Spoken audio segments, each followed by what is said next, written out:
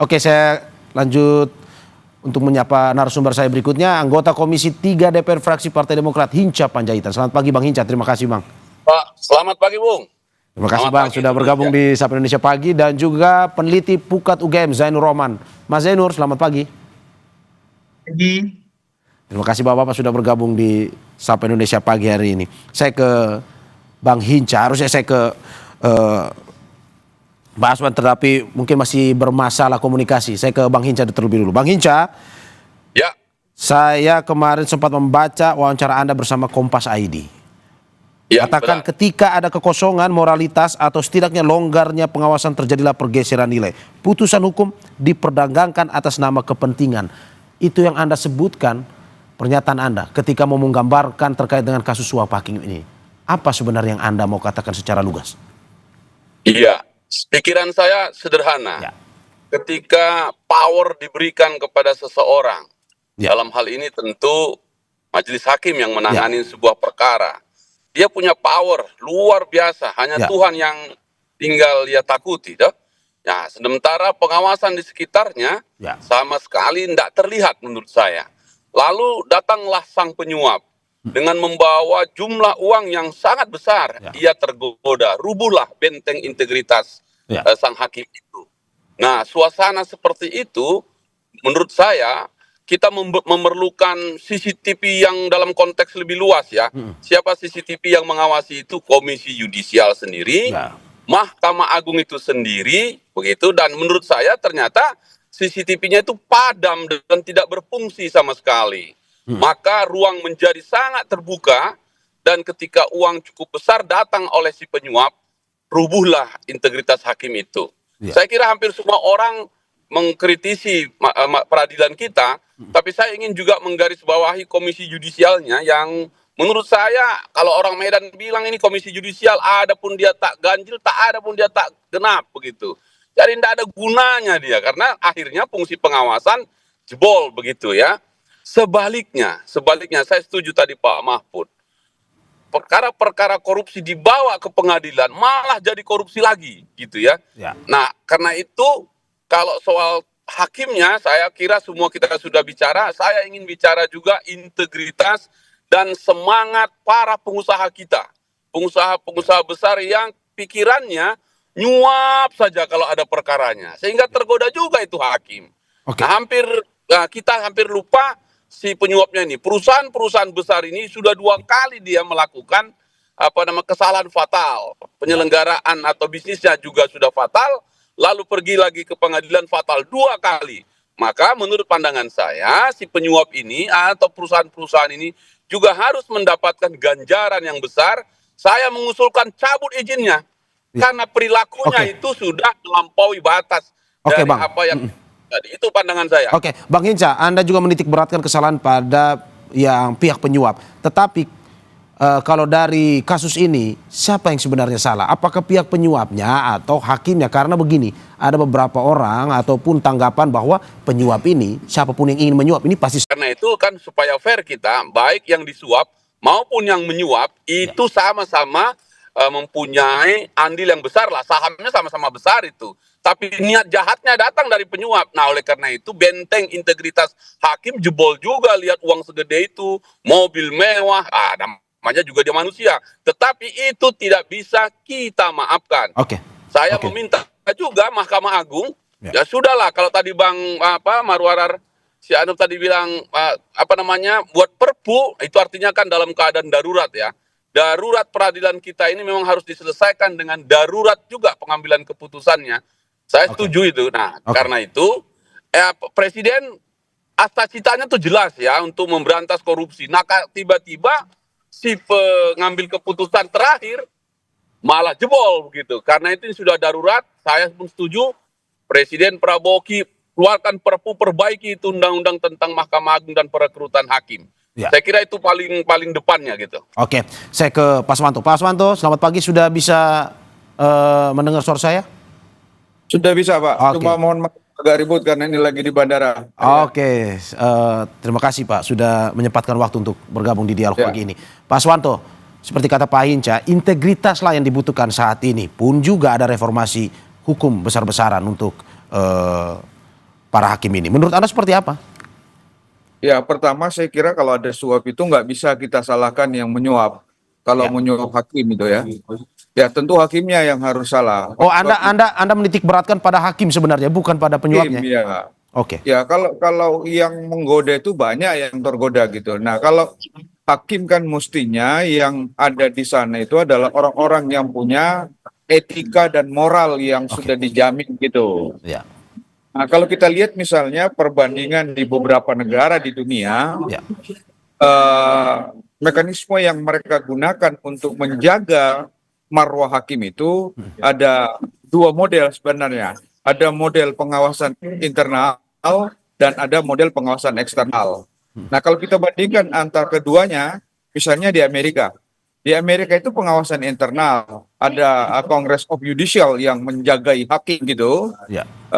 Ya, itu memang kita lihat kalau ada hakim yang melakukan kesalahan seperti menerima suap atau korupsi, tidak ada ampun, itu harus dipecat. Ya. Tapi ada juga negara yang sebenarnya tidak menggunakan model pengawasan eksternal seperti Jepang, tapi itu jarang sekali terjadi karena memang moralnya hakim gitu. Nah, kalau kita di Indonesia, kita punya pengawas eksternal, ada komisi yudisial, tapi faktanya masih tetap aja terjadi gitu. Nah, saya kira ini juga menurut saya warning buat teman-teman di KY. Apa yang mereka kerjakan gitu? Oke. Apa yang mereka kerjakan? Oke. Mestinya kalau ada hakim yang melakukan pelanggaran tidak ada ampun. Di banyak negara, kalau hakim yang melakukan pelanggaran itu tidak ada ampun dan hukumannya harus berlipat ganda dari kalau orang biasa yang melakukan pelanggaran. Oke. Jadi kalau hakim yang melakukan korupsi mestinya diperberat, kalau perlu dihukum mati mereka gitu. Oke. Pak Aswanto, ini kita mengutip Ya. tadi sudah saya sampaikan. Menko Polhukam 2019-2024 Mahfud MD bilang dunia peradilan kita saat ini busuk sebenarnya. Kalau mengutip seperti ini, bagaimana ke hulunya sebenarnya? Kita akan melihatnya ke hulu terkait dengan penerimaan persyaratan atau seleksi penerimaan hakim ini. Apakah memang sebenarnya tidak ada masalah penerimaan hakim ini sudah berjalan begitu baik, pengawasannya juga. Mungkin saja dia terjerembab di tengah-tengah ketika sudah berkarir atau berprofesi sebagai hakim ini, atau sebenarnya ada masalah di hulu? Saya kira kita susah untuk menyalakan di hulu saja atau di tengah perjalanan. Oke. Ini mestinya harus dilihat. Di hulunya harus diantisipasi. Saya kembali mengajar di fakultas, saya selalu tanamkan kepada teman-teman adik-adik mahasiswa. Saya mengatakan ini kalau Anda mau menjadi penegak hukum, pertama harus moral. Ya. Harus moral. Nah, lalu kemudian bisa saja ketika dia diterima mungkin dia merasa moralnya bagus, tapi kemudian dia tergoda, ya ini bisa akhirnya menyimpang gitu. Nah, untuk mencegah godaan-godaan di tengah, itu mesti ada kebijakan pemerintah. Apa kebijakan pemerintah? Misalnya di beberapa negara, memang gaji hakim itu digedein sehingga mereka tidak tergoda lagi. Kalau dia sudah punya moral, lalu kemudian di tengah-tengah dia sudah mendapat kehidupan yang layak, ya mestinya kalau dia tergoda lagi, ya itu harus dipidana mati mestinya. Oke, Pak Aswanto, berarti Anda mau bilang bahwa walaupun mereka baru masuk, baru menjalankan profesi sebagai hakim, pun juga kalau tidak ada integritas bisa tergoda suap juga ya? Ya, integrasi dan saya kira saya kembali mengajar di fakultas. Saya selalu tanamkan kepada mahasiswa, Anda harus tidak seperti aparatur penegak hukum yang ada sekarang ketika nanti Anda menjadi aparatur penegak hukum. Oke, saya ke Mas Zainur Rohman.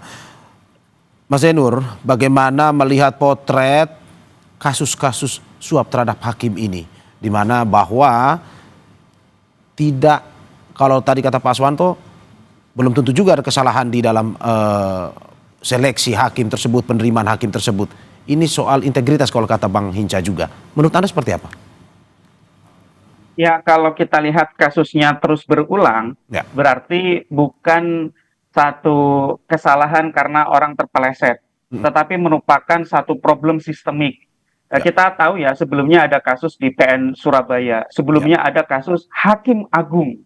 Sebelumnya ada kasus-kasus yang lain, banyak sekali kasus tidak pernah berhenti melibatkan institusi penegak hukum kita termasuk Mahkamah Agung dan badan peradilan di bawahnya. Artinya ada persoalan yang bersifat sistemik, tidak bisa dibebankan pada personal orangnya, hakimnya. Kita harus lihat dari sisi sistem itu. Yang pertama saya lihat memang yang paling susah untuk diubah itu adalah culture, ya. Itu bisa disebut sebagai culture set dan juga mindset. Kebiasaan-kebiasaan yang telah berlangsung puluhan tahun, tetapi susah sekali untuk diubah. Ya. Ketika di dalam satu organisasi ada orang yang bersedia untuk menerima suap, Ya. maka kemudian ini bisa menular kepada yang lain-lain.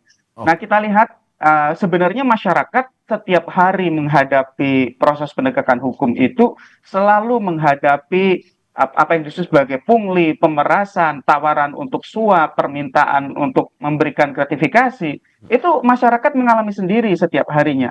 Artinya ini memang satu kebiasaan lama yang saya yakin juga tidak hanya sekadar di MA dan badan peradilan di bawahnya. Ini juga terjadi di penegak hukum yang lain. Dari hulunya, dari penyidiknya, sampai kemudian kepada jaksanya dan terakhir hakimnya. Jangan lupa satu lagi, advokatnya. Di mana peran advokat itu? Advokat seharusnya sebagai pembela hukum ternyata hanya menjadi tukang antar uang suap gitu ya. Jadi yang pertama saya lihat adalah dari sisi kultur yang belum bisa diubah. Bahkan kultur ini mencengkeram begitu kuatnya di institusi-institusi penegak hukum kita. Yang kedua adalah kegagalan di dalam melakukan pembinaan dan pengawasan. Ya mau nggak mau memang kita harus bicara soal pengawasan. Pengawasan itu kan di internal mulai dari Bawas MA, kemudian oleh Pengadilan Tinggi, kemudian pengawasan atasan langsung, yaitu ketua pengadilan gitu ya. Tetapi yang memang sampai saat ini belum berjalan sepertinya adalah pengawasan sesama kolega. Hakim mengawasi hakim yang lain, itu yang belum berjalan. Kenapa? Karena ada rasa takut, khawatir terhadap jaminan keamanan, jaminan karir kalau misalnya meniup peluit, melaporkan kepada Bawas misalnya bahwa temannya terindikasi menerima suap misalnya, dan tidak ada penghargaan. Toh kalau misalnya hakim yang baik, hakim yang bersih, hakim yang lurus mengetahui temannya, koleganya menerima suap, juga tidak ada penghargaan apapun di Indonesia sampai sekarang. Memang ada PP Partisipasi Masyarakat dalam Pemberantasan Korupsi, tapi PP itu tidak pernah digunakan, tidak pernah dilaksanakan. Artinya ini juga ada problem macetnya pengawasan body system di antara sesama kolega. Yang ketiga saya melihat ini kejahatan ini Bang Mario, ini kan satu kejahatan yang terorganisir. Makanya kan kita sebut sebagai mafia gitu ya. Berjejaring, bayangkan yang menjadi perantara itu adalah KPN Jaksel. Lokus deliktinya itu di PN Jakpus. Ya. Kemudian salah satu perantara pentingnya adalah Panitera Muda Perdata Jakarta Utara. Ya. Bayangkan ini kolaborasi di Jakarta Raya ya. Kolaborasi melakukan korupsi. Ketua Pengadilan Negeri Jakarta Selatan, Panitera Muda Perdata Jakarta Utara, dan hakim-hakim di Pengadilan Negeri Jakarta Pusat. Artinya apa? Ada jejaring antara mereka para pelaku ini. Dan jejaring itu melibatkan advokat sebagai orang yang mengorkestrasikan uang suap, kebutuhan suap, dan kemudian mendistribusikannya kepada para pihak. Jadi ini memang harus dilihat menyeluruh Bang Mario, kerusakannya sudah terjadi di mana-mana di semua cabang. Itu Bang Mario. Kerusakannya destruktif, sistematif. Anda berarti mau bilang bahwa Anda setuju dengan perkataan Pak Mahfud MD bahwa sudah busuk? Ya, memang institusi penegak hukum kita itu kan namanya Integrated Criminal Justice System ya. Jadi sistem penegakan hukum pidana yang terpadu. Nggak mungkin dong hanya rusak di satu sisi. Kalau caturwangsa ada polisi, jaksa, hakim, ada advokat, ya nggak mungkin yang rusak hanya hakimnya saja gitu ya. Sehingga menurut saya ini level perbaikannya sudah tidak bisa hanya dimulai dari internal MA. Internal MA itu sudah coba berkali-kali dengan berganti-gantinya ketua MA, tidak bisa menyelesaikan masalah ini. Ini levelnya harus politik kebijakan negara untuk reformasi hukum. Ya, reformasi hukum itu bahkan Prof. Mahfud sudah membuatkan resep yang dihasilkan dari tim percepatan reformasi hukum Kemenkopol-Hukam di akhir masa jabatan beliau. Tapi kan sayang sekali itu di akhir masa jabatan ya, bukan dibuat di awal masa jabatan. Jadi baru sekadar dokumen, belum bisa diimplementasikan. Di sana itu ada banyak rekomendasi mulai dari bagaimana memperbaiki dasar hukum yang memberikan kewenangan kepada APH kita sehingga APH kita itu kewenangannya sangat besar, akuntabilitas dan pengawasannya sangat rendah. Oke, oke. Oleh karena itu kan salah satu hajatan terbesar di depan mata adalah revisi KUHP untuk menyeimbangkan, jangan melulu bertumpu pada crime control model, Oke. tapi juga bagaimana menjamin due process of law. Oke. Itu Mas juga Saya ke- bagaimana memperbaiki kesejahteraan, pengawasan dan seterusnya. Mas Mario. Oke, saya ke Bang Hinca. Bang Hinca, tadi sudah terkait dengan kesejahteraan disinggung sedikit oleh Mas Zainur, pun juga oleh Pak Aswanto. Bagaimana Anda melihat bahwa kesejahteraan dari para hakim ini dengan ditingkatkan, dengan diberikan kesempatan untuk ada sesuatu yang lebih baik lah terkait dengan kesejahteraan ini bisa menekan kasus-kasus dugaan suap ini? Dari pandangan saya setuju tadi dengan Bung Jainur ya, bahwa ini kita lagi menyiapkan revisi KUHP. Ya. Jadi klaster-klaster mulai dari penyidik, penuntut ke hakim. Nah, kita bicara hakimnya ini. Ya. Maka KUHP ini instrumen kita yang saya kira di depan mata ketika 44 tahun ini berjalan belum bisa mencegah atau mengatasi masalah ini. Ya. Saya berharap sekali, saya ingin soal ini akan masuk di dalam KUHP kita, Ya. sehingga ini kesempatan terbaik untuk reformasi hukum tadi yang disebutkan itu. Ya.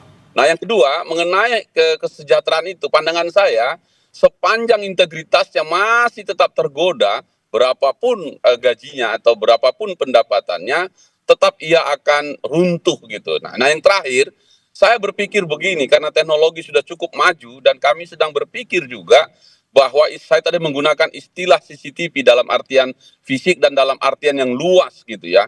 Saya ingin mengusulkan memang kepada Mahkamah Agung supaya itu seluruh hakim-hakim kemanapun berangkat itu pasang aja lah kamera di badannya supaya terkontrol langsung ke badan pengawas Mahkamah Agung. Konkretnya begitulah. Karena kita sudah merasa bahwa teknologi ada dan mereka kita kontrol 24 jam, itu yang disebut Pak Aswanto tadi, kontrol internal. Dengan demikian lebih terpantau gitu ya. Kalau teknologi itu ada, saya kira teknologi ini bisa kita gunakan untuk mengurangi atau setidaknya mendeteksi sejak dini. Oke. Misalnya di KUHP itu kita berpikir mulai dari pemeriksaan awal sudah harus ada CCTV yang rekamannya lengkap begitu ya. Sampai terus ke persidangan, sampai dengan juga proses-proses itu. Saya kira teknologi salah satu sarana untuk Bung Mario mengatasi masalah ini. Oke. Saya ke Pak Aswanto. Pak Aswanto, bagaimana Anda melihat bahwa dikatakan Mas Zainur, ini adalah sesuatu yang sudah sistematis dan juga menjadi kultur terkait dengan kasus suap yang terjadi di antara para hakim. Apakah benar itu terjadi? Tapi sebelum Anda menjawab, kita saksikan usai jeda berikut.